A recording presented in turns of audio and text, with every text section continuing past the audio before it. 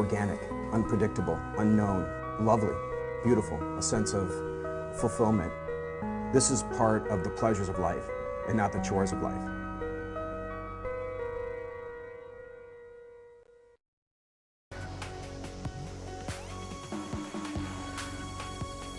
Coming up on this morning edition of Daily Iowan TV, an exclusive one-on-one interview with President Bruce Harreld discussing some changes coming to the university. And later, learn more about a festival that is always leaving Hawkeye fans in good spirits. This past weekend was full of Hawkeye sports. We'll give you a rundown later. Got your latest local news coming up. This is Daily Iowan TV.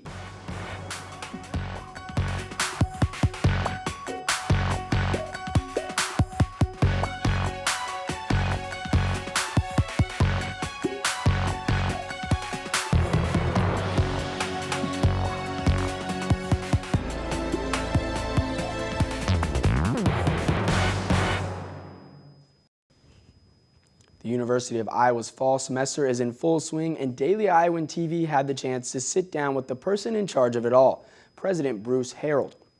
Controversy surrounded President Harreld when he first was appointed by the Board of Regents. Students and faculty held protests calling for his resignation.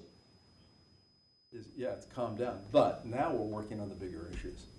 And the bigger issues are University of Iowa long-term, how do we get to excellence? With construction all around Iowa City, many students and residents are wondering when it is going to wrap up. But President Harreld says there are positives to all the work being done across campus. We've got an infrastructure that's going to be 21st century infrastructure coming online here now in the next few months. Sexual assault on university campus has been a large issue across the country. The University of Iowa has been working to combat that issue. President Harreld is looking to make a change here at the UI to make campus safer for students. I think there's a set of issues we're also facing in terms of campus safety and all the rest, and getting ourselves to what's beyond the 6-point plan that we've, I think, largely accomplished, but that can't be, that's a beginning, it's not the end. If you want to hear more of President Harreld's thoughts after being in office for 10 months, keep an eye on the Daily Iowan this week. University of Iowa students now have more opportunities to work security. For the past few years, students at the UI have been able to assist the regular security staff at the Museum of Art. But starting this year, the program will be expanding to other departments. Officials say they hope it will be an opportunity to educate. Students will be able to gain experience in the field and begin to network in the department. The program is still looking to hire. For more information, go to hireahawk.com. Along with students enforcing safety, there is discussion on safety procedures taken on by some students. 24 blue caps located in several locations across campus have dwindled in usage due to cell phones being the immediate way to contact help in case of an emergency. University of Iowa Public Safety ensures the blue caps get tested weekly for proper function. The blue caps they still serve their purpose. Without cell phones, there is no plan to remove them. Well, we've started to see a dip in the temperatures, and it seems fall is coming faster than most people might like. We've got Ryan Scott standing by in the weather studio. Ryan, is the fall coming quick or what? Well, temperatures are definitely going to go down this week. Today, you might want to keep your umbrella on hand as there's a slight chance for isolated thunderstorms throughout the day. We'll see an afternoon temperature of 85 degrees. It'll cool off a little bit tonight with an evening temperature of 79 degrees, and we'll see partly cloudy skies. Wednesday morning, again, we'll see those partly cloudy skies and a temperature of 78 degrees. Looking ahead at our 6-day forecast, as you can see, temperatures are going down this week. Today will be the hottest day of the week with a high of 91 degrees. And again, there's that chance of isolated thunderstorms to be looking out for. Wednesday, there's an 80% chance of thunderstorms, and we'll see a high of 86 degrees. Thursday, we'll only see partly cloudy skies and a high of 83 degrees. Friday, we'll see another 80% chance of thunderstorms with a high of 79 degrees. So watch out for those for Wednesday and Friday. Both those you might need an umbrella. Now, fortunately, for the Iowa State game on Saturday, we'll see sunny skies and a high of 75 degrees. Sunday is also looking sunny with a high of 77 degrees. And that's all we got here in the weather studio. Stay dry this week, Iowa City. Andrew, back to you. Iowa is known for many things, but its most impressive accomplishment is something you cannot see. Iowa is a prominent state for wind energy. In Des Moines, the Mid-American Energy estimates $3.6 billion spent on wind turbine operations. 1,000 of these turbines can produce 2,000 watts of energy and can power up to 800,000 homes. The UI Center for Diversity and Enrichment is looking for students who want to be part of their pinball project. For the past 20 years, the CDE has been pairing students from the UI with children at West Liberty Elementary School. Students from both schools exchange letters throughout the year about their families and daily lives. Tune in tomorrow where Daily Iowan reporter Logan Dunwoody will have more. This weekend was all about Hawkeye football, and there was no better way to have started the home opening weekend off than with Fry Fest. Our reporter Noda Gowdy has more. Thousands of Hawkeye fans from all around and all ages flocked to the Iowa River Landing on Friday, September 2nd to attend the 8th annual Fry Fest.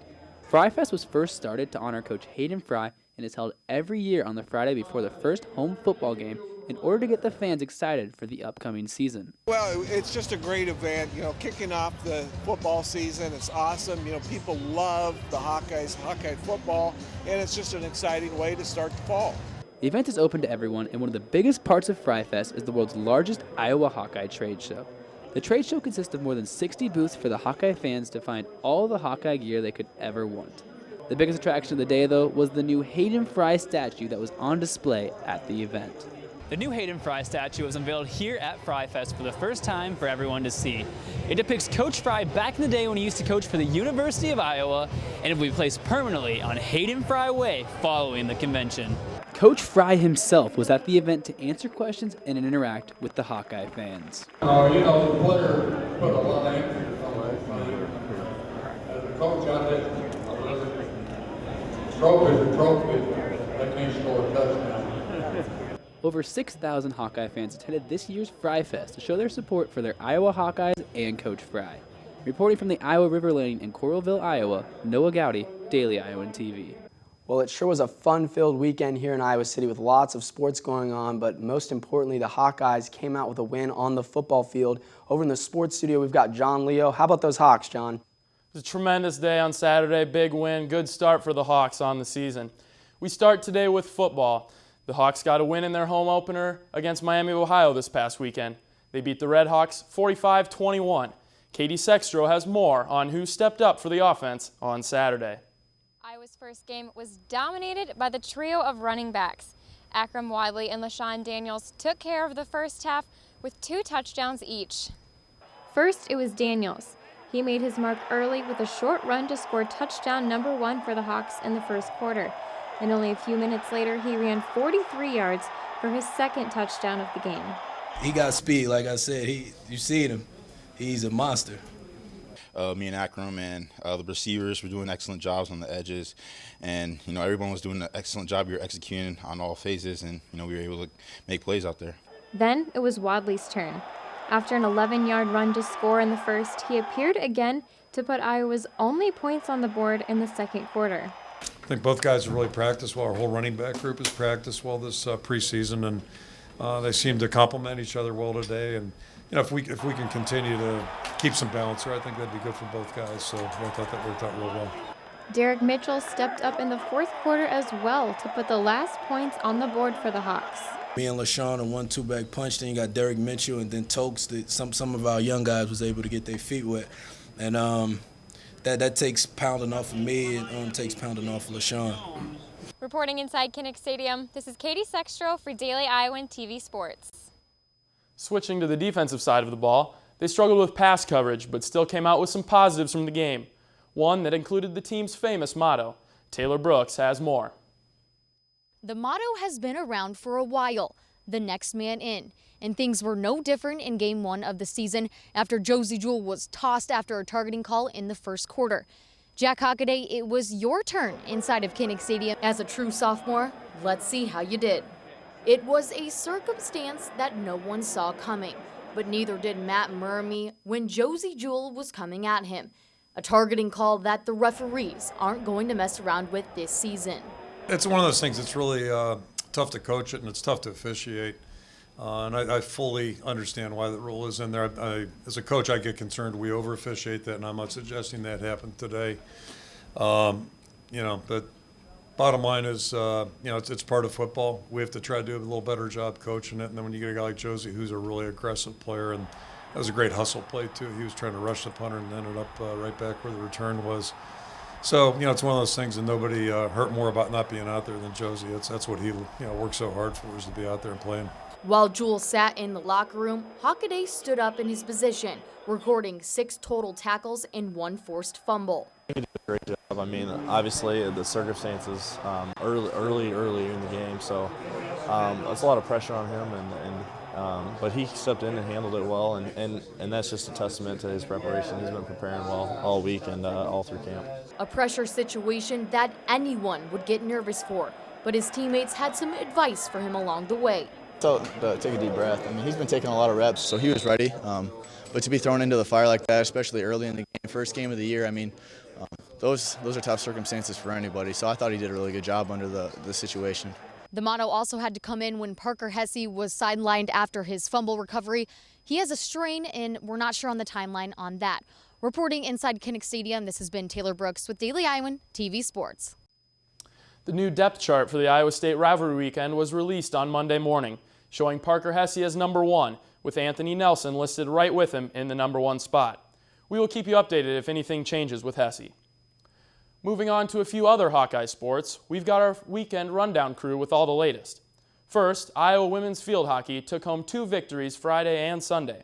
Taylor Van Fleet has more.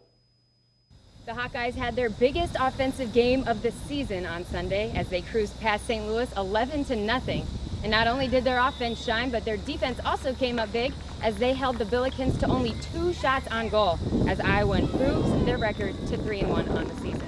Our goal is we think, championship teams are never satisfied, and we want to be a championship team, so we wanted to dominate from the beginning. I think we took a lot of momentum from yesterday, and our whole training this week has been very direct. We've been working on our press really hard, working on our outlet, and it definitely showed today. We scored, and we were like, all right, we got to get after it, we got to keep going, and I think that was a mentality that we stuck with the game. We're continuing to score every few minutes. The Hawkeyes will now direct their focus towards Kent State, who they play Saturday at 11 a.m. in Kent, Ohio. Now let's head over to the soccer field where Aaron has more. Aaron? Thanks, Taylor. After a big win on Friday night against Colorado State, the Hawkeyes were back in action against SIU Edwardsville, looking to capture their 5th straight win. The Hawkeyes got on board quickly, scoring in the 4th minute of play. They scored 2 more goals before the end of the half, pushing their lead to 3-0. SIU Edwardsville avoided the shutout, scoring their lone goal in the 75th minute, but the Hawkeyes responded and answered with 2 more goals before the game ended. He just basically told us to press high, because their back line gets disconnected from time to time, and so that was our plan, was just to press high and press them, not give them the time they need. They wanted to get the ball in the middle where their 2 best players were in the midfield, and so we just forced it wide, and I think we shut them down pretty well. The final score of the matchup today was 5-1 Iowa. The Hawks now move to 5-1 overall, and they will face Iowa State this Friday, one of the biggest matchups of the year. Now let's toss it up to Mary Kate at Carver Hawkeye Arena. Mary Kate? Thanks, guys. The Iowa women's volleyball team had a great weekend. They opened up their tournament on Friday, going 2-0 against Western Illinois and Arizona State University. On Saturday morning, the team wasn't as lucky when they added their first loss to their belt against Butler. The final game was Saturday night when they clinched the Hawkeye Classic Championship, defeating Oakland 4-3 in straight sets. Not only did the team walk away with the title, but senior Lauren Groves was named Most Valuable Player of the tournament. Sophomore Reagan Coyle and junior Jess Donato were also named to the all-tournament team. The Hawkeyes are 6-1 as they move into this weekend and play at the Iowa State Invitational. That's all we have for the weekend rundown. Back to you guys at the studio. That's all we have time for here in sports. Andrew, back to you. Thanks, John. Among all of the excitement of new additions here at the University of Iowa, the open house of the new Hancher Auditorium will take place this Friday. Daily Iowa will give you an inside look of the building that has been 3 years in the making. Hancher's open house is free to the public with a ribbon-cutting ceremony at 3 p.m. I sure am excited to check out Hancher. I remember getting to work on a story on this building as it was being built many years ago. That will do it for us here this morning on Daily Iowan TV. For all you guys looking to get more news between our next show tomorrow morning, you can visit our website, dailyiowan.com. For Daily Iowan TV, I'm Andrew Roberts. Thanks for watching and have a great day, Iowa City.